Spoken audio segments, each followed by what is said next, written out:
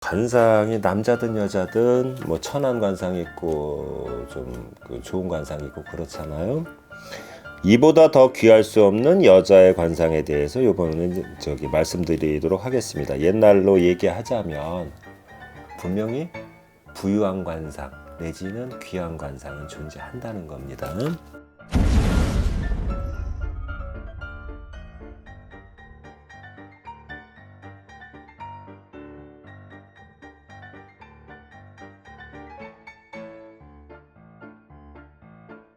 안녕하세요. 항상 저번 편에서 이렇게 그런 얘기를 많이 들었어요. 왜 나쁜 관상만 얘기하시냐고. 그래서 좋은 관상도, 그러니까 좀 부정적인 거 말고 긍정적인 것도 좀 찍어달라고 그래갖고. 이번 편은요, 저번 편과 반대로, 저번 편에서는 그 안 좋은 걸 찍었잖아요. 저번 편과 반대로 최고로 귀한 여자의 관상과 여자라면 이 정도가 돼야 최고의 관상. 뭐 이런 게 제목이 되겠어요. 관상이 남자든 여자든 뭐 천한 관상이 있고 좀 좋은 관상이 있고 그렇잖아요. 이보다 더 귀할 수 없는 여자의 관상에 대해서 이번에는 말씀드리도록 하겠습니다. 옛날로 얘기하자면 왕비, 요즘으로 말하면 뭡니까? 대통령 영부인, 다시 말해 퍼스트 레이디 또 될 수 있는 관상이라는 거죠. 이건 약간 여담입니다만은 정치적인 그 평가를 떠나서 고 박정희 대통령 영부인 유경수 여사께서 배화여고 재학 시절에 친구들하고 이제 어딜 가고 있었답니다. 그런데 어떤 관상가가 지나가다가 그게 이제 향후 그분이 영부인이 되고 나서 이제 나온 얘기예요. 왜? 그들은 그걸 들은 기억이 있잖아요. 딱 유교사를 지목해서 일국의 국모가 될 관상이다 이렇게 이야기를 하고 호련히 떠났답니다. 그러니까 친구들은 국모가 뭐예요? 옛날 같은 왕비고 지금은 영부인 아닙니까? 그죠? 퍼스트 레이디. 그리고 또 한 가지, 그러니까 관상은 타고난다 이거예요.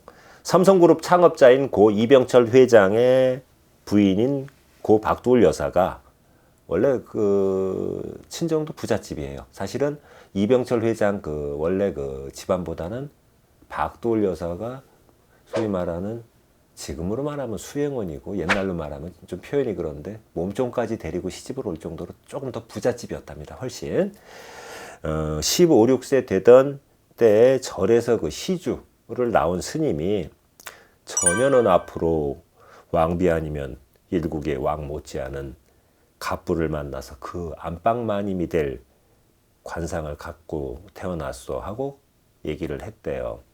그런데 훗날 시집을 가가지고 그 자기 남편이 삼성그룹 창업자가 되잖아요. 그러니까 여기서 말씀드리려고 하는 건 분명히 부유한 관상 내지는 귀한 관상은 존재한다는 겁니다. 과거에 그 중국 황실에서 중요시 여겼던 귀한 여자의 상에서 여자의 상에 대해서는 다시 말해 그 황후나 왕비가 될 수 있는 관상의 기준은 있었대요. 그런데 대통령 영부인감이나 또는 삼성이나 현대, LG 등과 같은 재벌 회장 부인들은 그 관상이 틀리잖아요. 그런 이번 편에서 말씀드리려고 하는 그런 귀한 여자의 관상에 관해서 이제 말씀드리려고 하는 거예요. 옛날 그 중국 명나라 때 그 원충철이라는 그 분이 최고의 관상가였는데 황제를 아련하고 황제한테 자문을 구해주고 할 정도로 그분이 그 지은 그 유장상법이라는 책의 중권 영락백문이라는 내용에 있는 걸 일부 인용을 하겠습니다. 영락백문에서 말하는 첫 번째 여자의 관상에서 여자의 귀함을 보는 부위는 눈썹과 눈, 그리고 어깨, 피부, 손 등이 있어요. 그런데 여자가 낳는 자녀의 귀함의 여부는 배와 젖가슴과 배꼽, 그리고 여기 애교살 있잖아요. 애교살과 입술에 있다고 했답니다.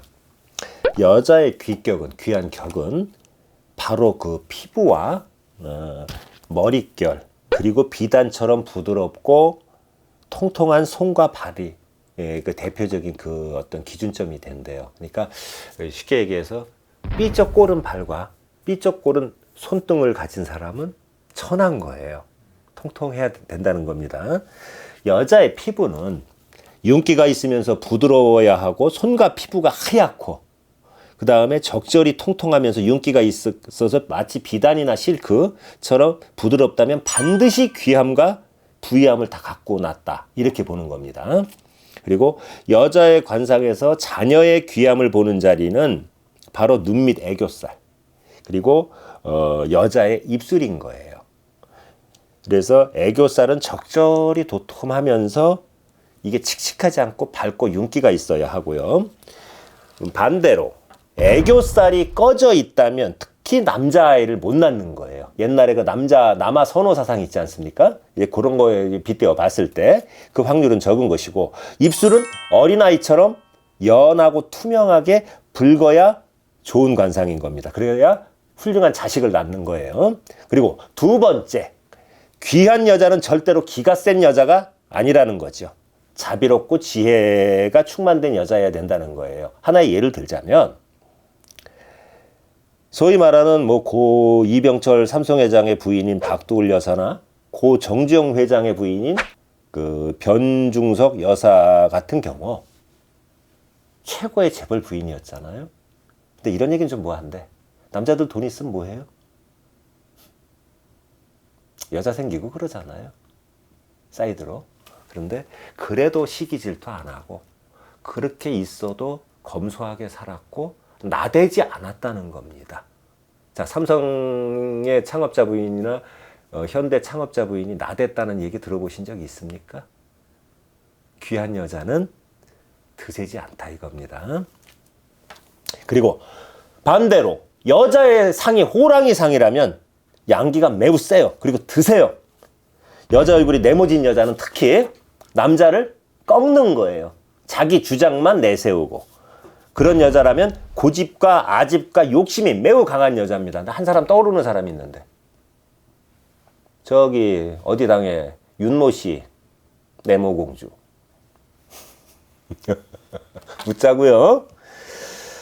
여자의 관상이 기가 세다 못해서 사각형의 얼굴에 호랑이와 같은 관상이라면 한 나라의 운명까지도 꺾어 놓는답니다. 옛날에 중국 역대 그 왕조가 많았잖아요. 춘추전국 시대도 있었고 위진남북조 시대 뭐 많았지 않습니까? 그럴 때 왕비나 황후의 상이 이런 상에 해당이 되면 왕의 총애는 입을 수 있을지 모르나 그 나라 왕조의 명을 단축시키는 그런 상이다 이겁니다. 기가 센 여자는 양과 음의 조화를 무너뜨린다 이거예요. 그래서 집안의 법도와 예의고 뭐고 그냥 깔아뭉기는 거예요. 그리고 남편을 갖다 깔아뭉기고 업신여기고 무시해서 심지어 능력 있는 남자도 기가 죽으면 어떻게 돼요? 쫌생이 되는 거예요. 또 이런 얘기하면 그러시겠죠? 어떤 댓글은 지금이 어느 세상인데 여자가 순정하면 악플들 그만 답시다. 뭐 컴플렉스 있는 사람들이 그러는데 네 자신을 아시라고 한마디 하고 싶어요. 꼭 컴플렉스 있는 사람들이 날뛰어요. 그리고 세 번째, 봉황의 관상이 최고의 귀한 관상입니다. 어떤 그 눈편에서도 얘기했죠. 봉황의 눈이 귀격이라고. 봉황의 형상은 얼굴이 둥근 듯 하면서 길어야 하고 아주 길쭉한 게 아니고 둥근 듯 하면서 길어야 하고 상정, 이게 상정입니다. 상정과 하정의 배합이 잘 맞아야 하며 눈썹이 높고 눈이 수려해야 하며 또 목이 둥글고 길어야 하며 어깨와 등은 평평해야 한답니다. 반대로 남자는 목이 긴 것보다 저도 목이 길어서 컴플렉스예요. 목이 닫아붙은 사람이 더 좋은 겁니다. 여성과 반대로. 객관적으로 얘기할게요. 뭐 제가 거기에 해당된다고 해서 제 관상만 좋다고는 안 합니다. 그리고 과거 유경수 여사, 고 박정희 대통령의 영부인인 유경수 여사와 미얀마 옛날 그 어떤 영웅인 아웅산 수지 여사 같은 경우가 이런 봉황의 격이랍니다. 관상이 정치적인 평가를 떠나서요. 봉황의 눈을 가진 여자와 눈썹이 눈보다 높이 위치해 있는 여자는 정말로 최고의 귀격인 여자랍니다. 그리고 이름이 세상에 널리 떨칠 뿐 아니라 남들 위에 군림하는 윗자리에서 존경과 사랑을 받으면서 일생을 살아간대요. 그리고 봉황의 눈이란 양옆으로 길게 가늘게 길게 찢어진 눈이 봉황의 눈이에요. 요즘 애들 젊은 애들 뭐 눈 둥그렇게 인조인간 만들어 놓고 은우님 힘 빌려 갖고 찢고 난리잖아요. 그거는 절대 귀한 격이 될 수 없어요. 긁어부스럼 만드는 거예요. 성형외과 의사님들은 굉장히 싫어하겠죠. 이러면 자기 수입 줄어든다고. 그러나 좀 객관적으로 말씀드릴게요. 상정과 하정이라는 거는 이마 부위를 상정이라고 해요. 그리고 하정은 이 코끝에서부터 이 턱에까지의 그 부위가 하정이에요. 상중 하로 나눴을 때 상정, 중정, 하정인데 그게 그 밸런스가 맞아야 되는 겁니다. 한쪽에 치우치지 않고. 그리고 여자의 목은 길어야 하고 남자는 반대여야 된다고 그랬죠. 어깨는 평평하면서도 등은 두터운 곳이 그게 가장 좋은 관상이랍니다. 그리고 등이 빈약한 사람은 남녀 공통적으로 빈곤하고 빈천하게 살아요. 무슨 이야기인지 아십니까? 우리 PD님도 배우자 고르실 때 꼭 참고하시기 바래요. 그리고 네 번째, 귀한 여인은 몸에서 자연스럽게 아름다운 향기가 난답니다. 뭐 샤넬 넘버 5 이런 거 안 뿌려도 사람마다 체취가 있잖아요. 근데 실제로 보면 진짜 몸에서 칙칙한 냄새 나는 여자들이 있어요. 근데 그런 사람들 보면 다 빈곤하게 살아요. 이거는 실제로 많은 사람 접하다 보면 이렇게 그런 거 있지 않습니까? 그렇죠? 대화하다 보면. 그리고 귀한 여자에게는 이 어떤 그 살결이 비단처럼 보드럽고 힘줄이나 이 굳은 살이 없고 상처가 이 피부에 없고 튼실하다 이거예요. 보들보들. 그러나 이건 아셔야 돼요. 너무 우윳빛, 창백하게 하얀 그거는 좋은 게 아닙니다. 과유불급이에요. 지나치면 모자란 거만 못하다. 실제로 이렇게 귀한 여자 중에는 몸의 체취가 향기가 나는 여자들이 있답니다. 그리고 최고로 귀한 여자의 관상에 대해 알아보는데요. 시대가 변했으니 신분관계로 옛날처럼 뭐 사대부, 왕조, 귀조, 뭐 신라 시대의 그 어떤 골품 제도나 조선 시대의 양반, 문무 양반 제도 이렇게는 나눌 수는 없지만 그래도 귀격을 나누는 기준에는 이게 부합된다는 겁니다. 지금 현대는 자본주의 사회니까 권력을 가졌든 어떤 자본을 가졌든 해서 잘 먹고 잘 사는 사람이 귀한 거 아니겠어요. 그렇죠? 현대적으로 해석을 해야 되겠죠.